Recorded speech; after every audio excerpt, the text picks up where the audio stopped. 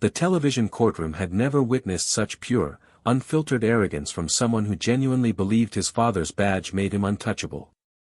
Brandon Matthews, a 24-year-old unemployed college dropout and son of Police Chief Robert Matthews, strutted into Judge Judy Files' courtroom wearing his father's police department jacket like it was a suit of armor designed to deflect accountability.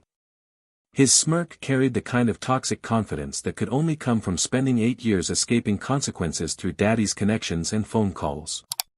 He had no idea that the words forming in his mouth would trigger a federal investigation, end his father's 30-year law enforcement career, cost his family over $85,000, and result in criminal charges that would send him to state prison for 4 years.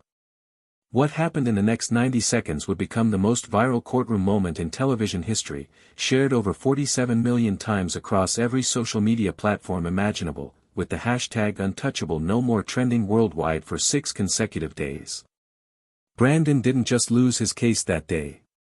He didn't just get embarrassed on national television in front of millions of viewers watching from their living rooms.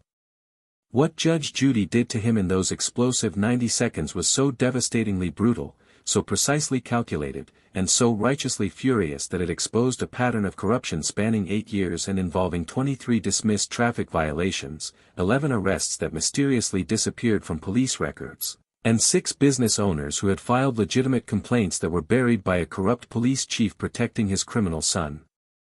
Judge Judy had spent the previous night working with her research team, digging through police databases, court records, and criminal background checks. She had coordinated with FBI investigators who had been building a case against Police Chief Matthews for months. She knew about every cover-up, every dismissed charge, every intimidated witness, and every business owner who had been threatened into silence. She was ready to make an example so devastating that it would be studied in law schools and police academies for decades. But here's what makes this story absolutely insane, what elevates it beyond typical courtroom drama into the realm of cultural phenomenon. The words that Brandon Matthews said to Judge Judy, the specific insult that came out of his entitled mouth, weren't just disrespectful. They were a televised confession of systematic corruption. When Brandon stood up in that courtroom, pointed his finger directly at America's most feared television judge, and declared with absolute confidence that his dad runs this town and his family is untouchable, he didn't realize he was handing federal prosecutors the smoking gun they needed. He thought he was intimidating a television personality. Instead, he was confessing to obstruction of justice on national television while FBI agents watched live from the gallery, ready to move in the moment Judge Judy gave them the signal. Before we show you the exact moment when this entitled police chief's son destroyed his entire family's legacy with 90 seconds of arrogant stupidity, you need to understand exactly who these people were and what brought them to this explosive confrontation. Because this wasn't just about one damaged restaurant or one unpaid bill. This was about a calculated pattern of criminal behavior protected by a corrupt police chief who had spent 8 years making his son's problems disappear with phone calls, threats, and abuse of authority. This was about Marcus Rivera, a 45-year-old immigrant restaurant owner who had spent 20 years building his American dream, only to watch it nearly destroyed by a drunk, entitled brat who knew daddy would make the consequences vanish. This was about a justice system that had failed repeatedly because one family believed they were above the law. And this was about Judge Judy Files, a woman with 25 years of experience as a family court judge in Manhattan, who had handled over 20,000 cases and developed an almost supernatural ability to spot criminals, liars, and corrupt officials within 30 seconds of meeting them. Hit that like button right now if you're ready to see the most satisfying takedown of a corrupt cop's kid in television history. Make sure you subscribe and turn on that notification bell because what Judge Judy reveals about this family's criminal pattern will shock you to your core. I'm talking about evidence so damning, so thoroughly documented, and so publicly exposed that it triggered investigations in 34 police departments nationwide and resulted in federal legislation about police accountability. Trust me, the next 20 minutes will restore your faith that justice can reach even those who think they're bulletproof because of their father's position. This isn't just a courtroom case. This is a masterclass in why you should never, ever disrespect Judge Judy, especially when you're guilty and she has 3 weeks of FBI-level investigation ready to destroy you. The 90 seconds that changed everything are coming up, and you won't believe what this entitled criminal thought he could get away with just because his daddy wore a badge. Brandon Matthews had spent his entire 24 years on this planet learning one fundamental lesson that his father had taught him through actions rather than words. Rules were for other people. Consequences were for families without connections. The law was a weapon you used against others, not something that applied to you when your last name was Matthews and your father had been running the Riverside Police Department for 3 decades.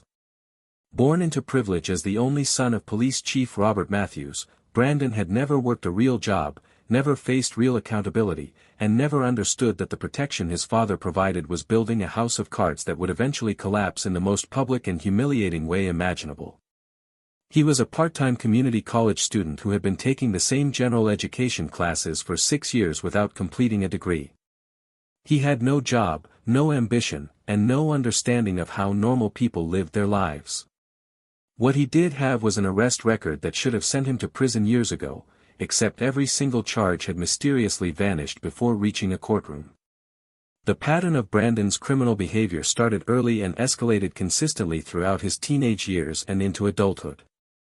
At age 16, he received his first speeding ticket doing 87 miles per hour in a 45-mile-per-hour school zone. The officer who pulled him over wrote a detailed citation and noted in his report that the young driver showed no remorse and actually laughed when asked if he understood how dangerous his behavior was. That ticket never made it to court. A phone call from Chief Matthews to the traffic division resulted in the citation being marked as a clerical error and dismissed without the teenager ever appearing before a judge. This became the template for the next 8 years of Brandon's life. Speed as fast as you want. Drive recklessly. Show contempt for the law. Daddy will make it disappear with a phone call. By the time Brandon turned 24, he had accumulated 23 separate traffic violations. 23. We're talking about speeds exceeding 90 miles per hour on residential streets, running red lights captured on traffic cameras, and 4 separate DUI stops where he was clearly intoxicated but somehow only received rides home instead of arrests. Every single violation was dismissed. Every single one. The officers who wrote the tickets were told by their superiors that errors had been made in the paperwork, that the citations weren't valid, that the cases wouldn't hold up in court. But the truth was simpler and more corrupt. Chief Matthews was systematically destroying evidence and intimidating officers into dropping charges against his criminal son.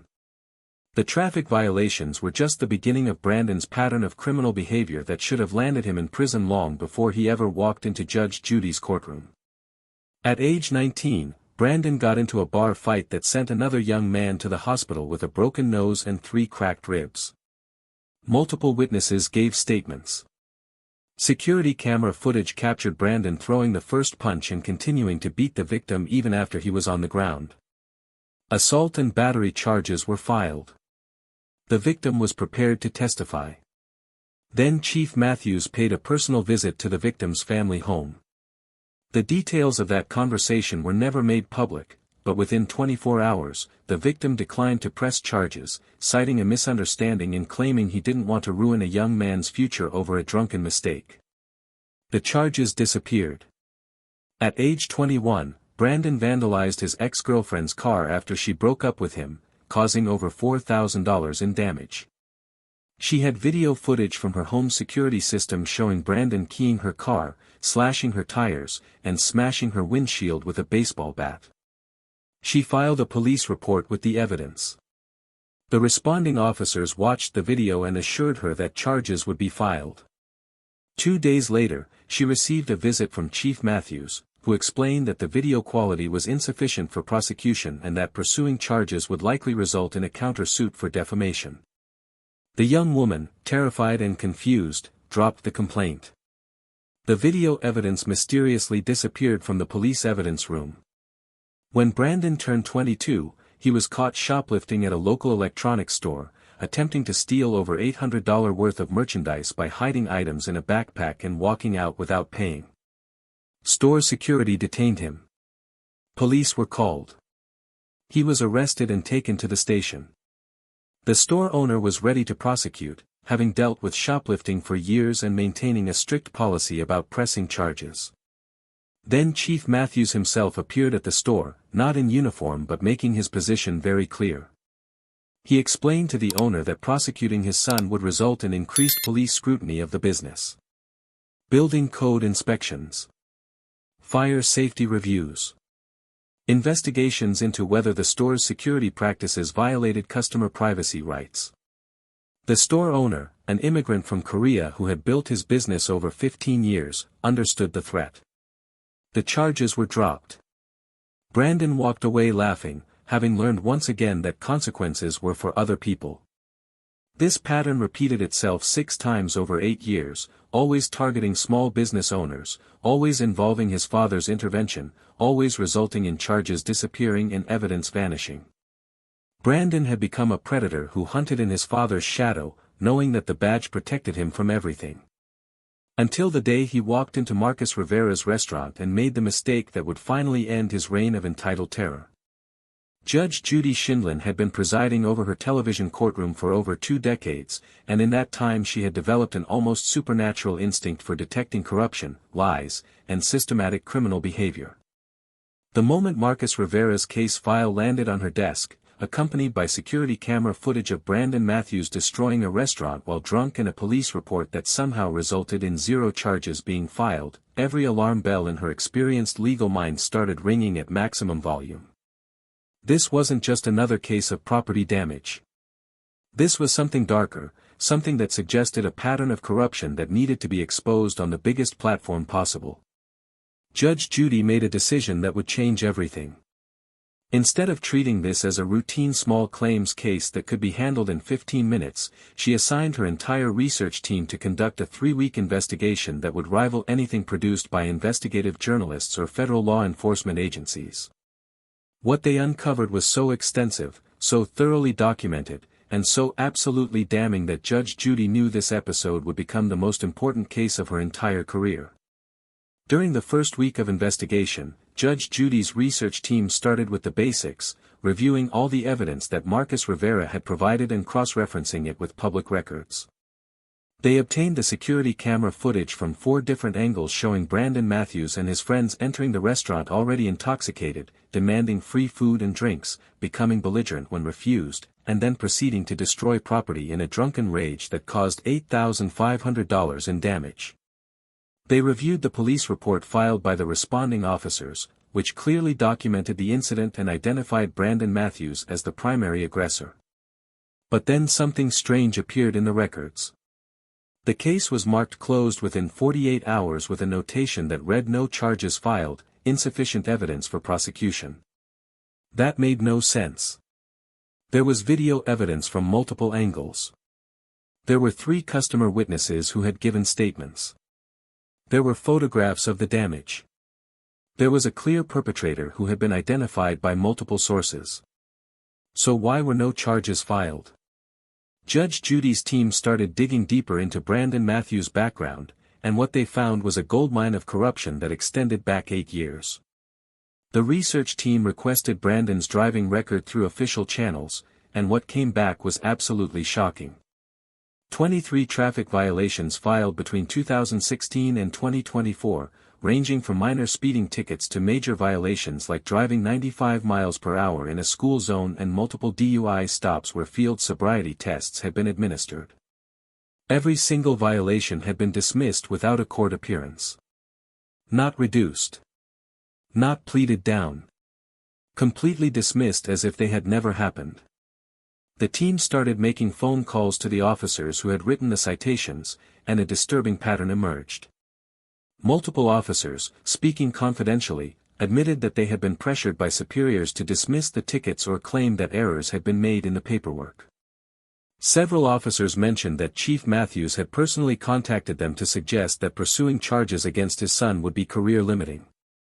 2 officers had refused to cooperate and found themselves transferred to less desirable assignments within weeks. The corruption wasn't just about a father protecting his son. It was systematic abuse of power that had infected the entire department. By the second week of investigation, Judge Judy's team had expanded their research to include interviews with local business owners, and that's when the case transformed from simple corruption into something that demanded federal attention. They contacted 47 small business owners in the Riverside area, and 6 of them came forward with stories that were nearly identical to Marcus Rivera's experience. Brandon Matthews had caused problems at their establishments. Police had been called. Reports had been filed. And then Chief Matthews had personally visited each business owner to explain that pursuing charges would result in serious consequences for their businesses. Health inspections that would find violations. Fire code reviews that would require expensive upgrades.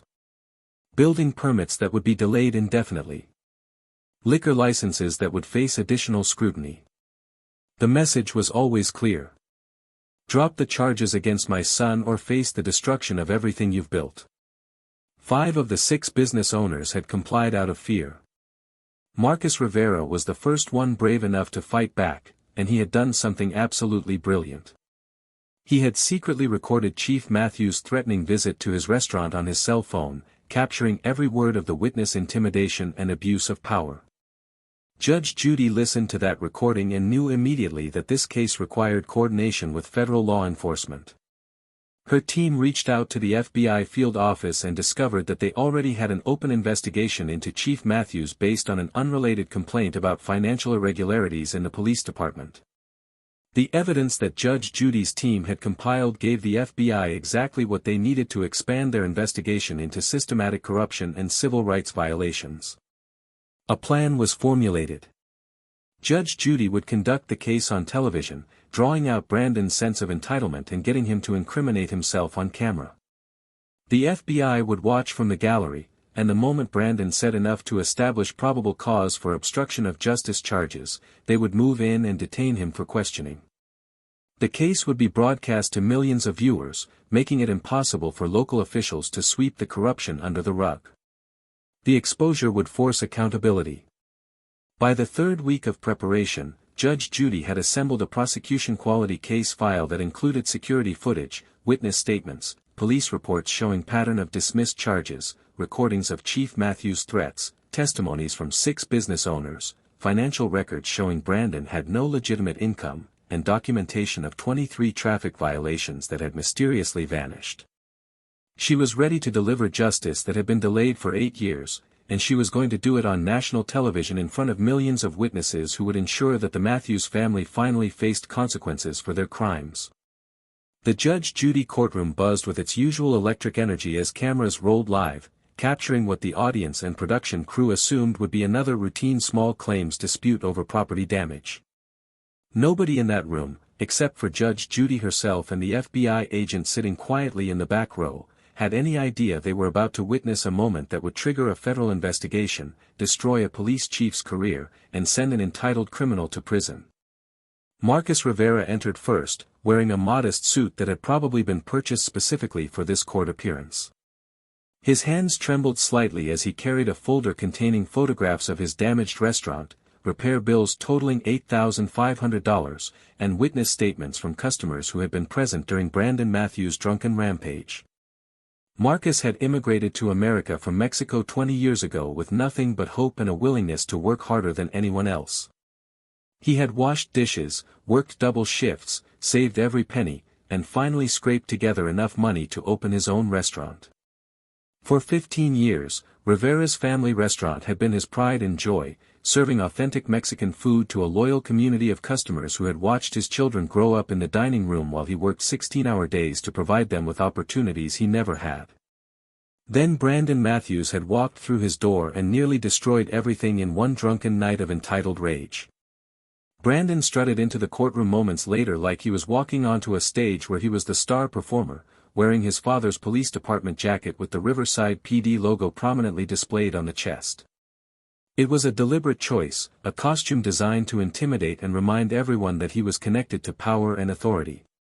His smirk was so pronounced that several audience members immediately disliked him before he even opened his mouth. He carried a leather portfolio that he believed contained his secret weapons, printouts from legal advice websites that he thought would prove he was being unfairly targeted by a vindictive restaurant owner trying to inflate damages. Brandon had spent the previous 3 weeks telling his friends that he was going to school this television judge on how real law works, posting on social media about how Judge Judy clearly didn't understand that sometimes people get rowdy and accidents happen, and practicing his condescending explanations in front of his bathroom mirror.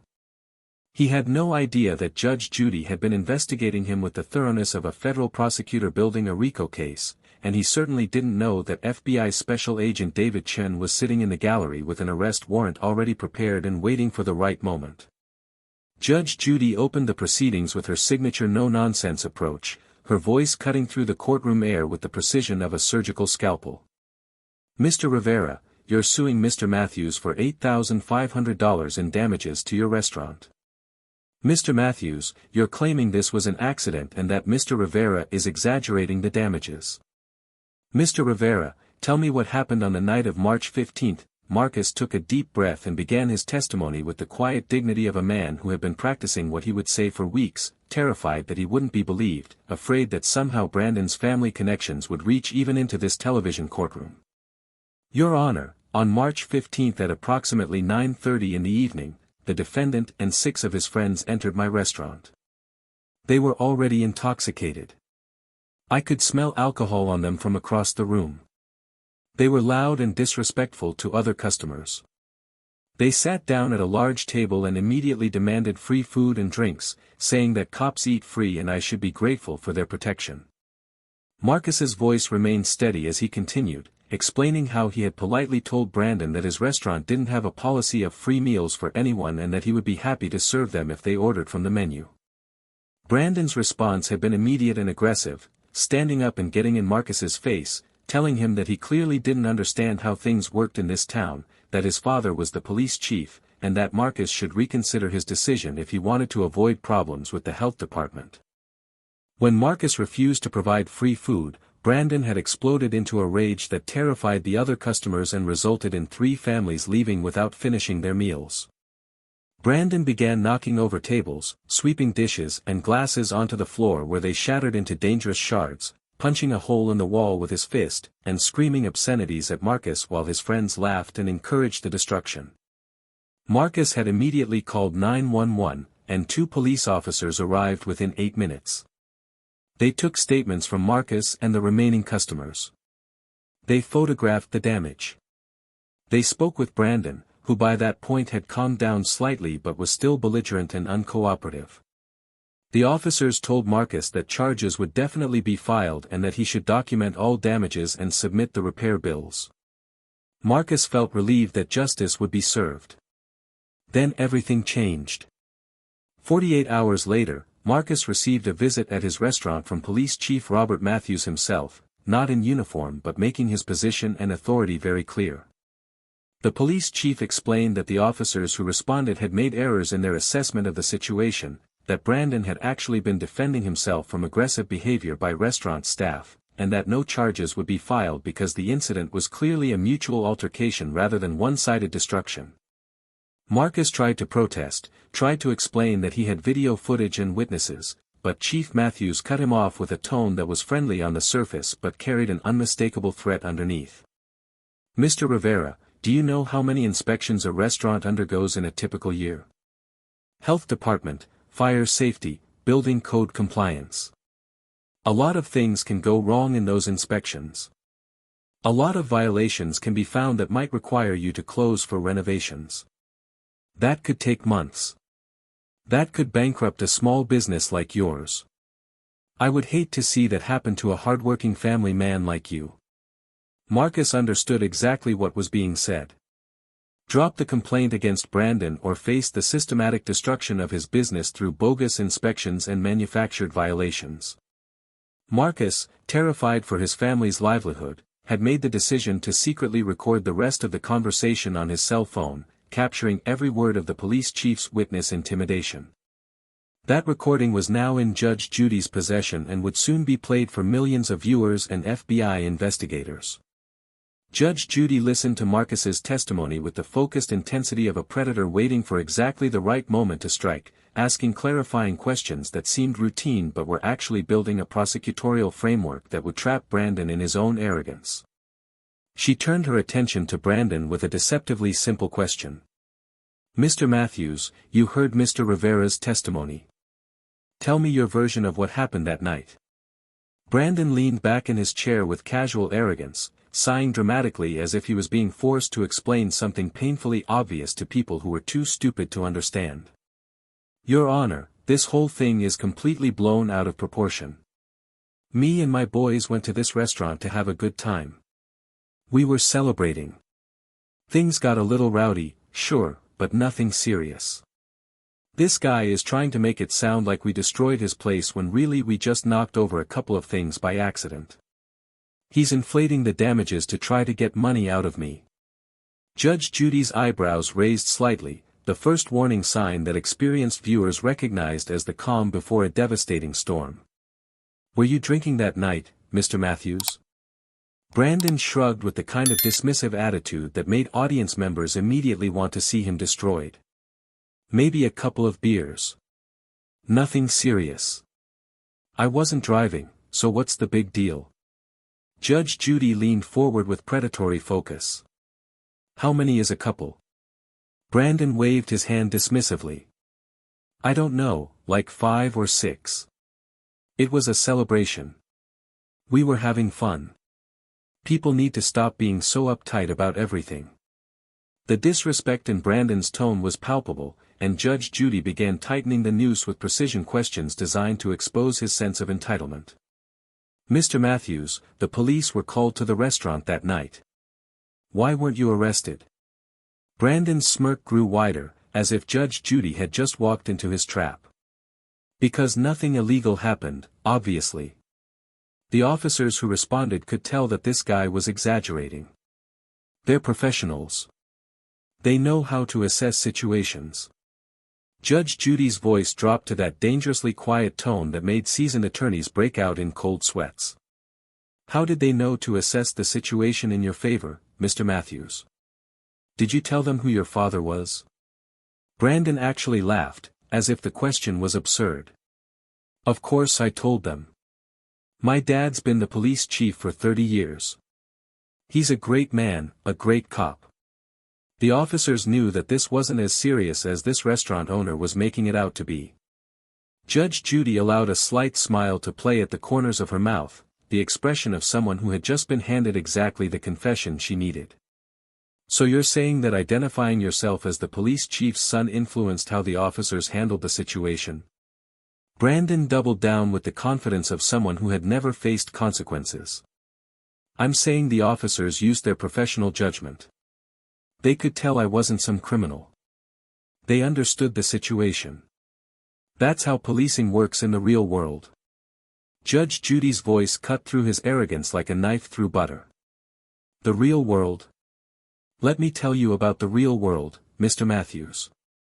In the real world, when someone causes $8,500 in damages to a business, they get arrested and charged.